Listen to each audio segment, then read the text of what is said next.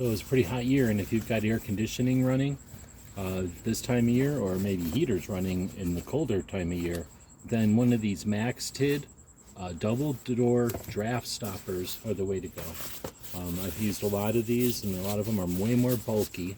This one has two nylon tubes, or sleeves, I guess, that are filled with these foam tubes. And what these do is go in on both sides and under the door, as you can see in the photos, and then sandwich that door.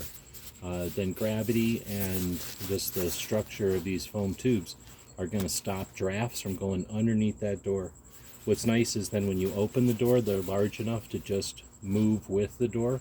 They're lightweight enough to not offer any kind of problem with the door's operation.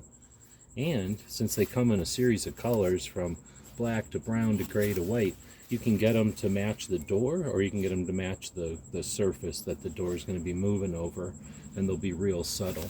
They're also easily adjustable. They have like a infinite adjustment here with some Velcro type attachment, and this way, no matter how large your door is, you're going to be able to just cut the foam cores and adjust the nylon part, and you'll have a perfectly custom door draft stopper.